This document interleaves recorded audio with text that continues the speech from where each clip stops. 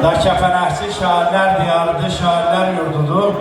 Gözəl şairimiz, gözəl insan, gözəl elimiz, gözəl ağsaqqal Nəsrəddin müəllim buradadır. Biz gözəl şair kimi onun da Saadət Qutuya ürək sözləri var, onu da almışlayaq. Gözəl sizin almışlarımızla buyursun. Buyur əzizdir oğlumuz, buyur.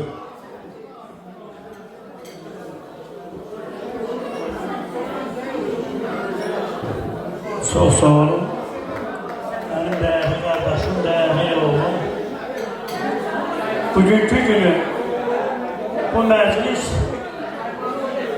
hər bir insan kimi məni də çox qürurlandırdı, çox fərəhləndirdi. Ona görə ki, analar anası, sonalar sonası Səadət anamızın bugün şad günüydür, əziz günüydür, özel bir günüydür. Bugün adi günlərdən biri deyil, bugün insanların yaddaşında olacaq tarihi bir gündür. Elə bir gündür ki, Borçalı Azərbaycanlılarının qələbə günü deyil, qələbə gününün başlanıcı bir gündür. Çünki Qızılkilsə kəndində Səadət anamızın, Səadət bacımızın ev müzeyi açılmışdır. Bu münasibətilə bütün Borçalı cəmaatını, o cümlədən başda Qızılkilsə cəmaatını hamısını ürəkdən təbrik edirəm. Onlara var olun deyirəm, hər kəsin, hər bir kəsə göz təşəkkürünü bildirirəm. Səadət xanım dağların bülbülüdür. Borçalı elə bir məkandır ki, Borçalıya söz deməyən, baş keçidə söz deməyən bir şair tapılmaz. Bir şair ki, Borçalıda yazılır, o baş keçidə söz deməlidir.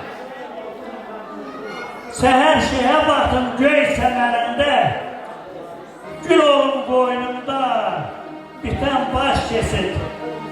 Azıq yollarımı duman səmində körpə uzaq gibi, bitən baş kesit. Sazımla, sözümlə, çətin günümdə, satan imdadına bitən baş kesit.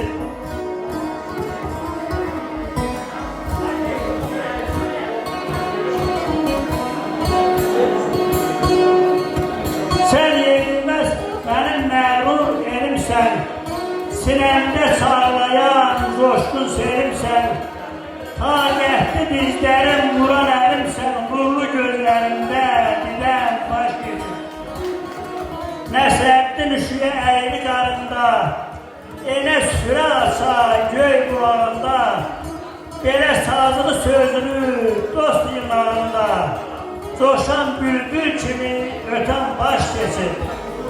Baş keçirdin Qızılkilsə kəndində bir bülbül doğuldu. O bülbül qəmlə doğuldu. O bülbül kədər şərər oldu, qəm şərər oldu.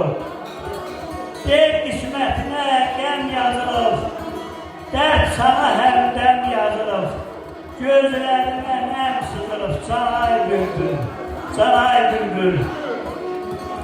Aylar keçdi, yine döndü, ömür qəfil yerə döndü. Kərəm yandı, külə döndü, sən də alış, yanay bülbül. Alışa alışa, yana yana, öz səsinlə, öz avazınla zirvələrə uzalan bülbül Səadət xanımıydı. Bugün Səadət Qutuya bir daha almışdırıq və onun haqqında yazdığım 5 dəstək bir şeiri sizə. Bu çeynlik vermədin bana, ana oldun həm doğmuya, həm yada. Layıqdır tərifə, hər yaxşı ana, analar anası Səadət Qutuya. Əcəlindən yarımadı baxtından, ayrıldı yarından cavan vaxtından. Məğrur durdu, emmədi öz taxtından, göllərin sonrası Səadət Qutuya. Yox əvəli dosta sədaqətindən, xalqına sevgisi, məhəbbətindən, dəyərli söl mülkü səltənətinin yenilməz qalası Səadət Qutuya. Belə ola hər vaxt, ağlı quşun başında, gecə dört yanında, hayır quşunla, sol diye yanağın heç 105'ində, dağların qalası Səadət Qutuya.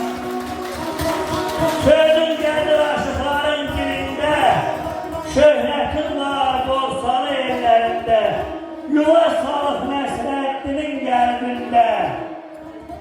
Ellərin anası Səadət xanım, göllərin sonası Səadət xanım. Allah sizi var eləsin, 105 il yaşayın, 110 il yaşayın, belə ağrınız suçunuz yerində. Bir daha təbrik edirəm, bir daha bütün məclis üzvlərinə öz təşəkkürümü bildirirəm. Sağ olun, var olun.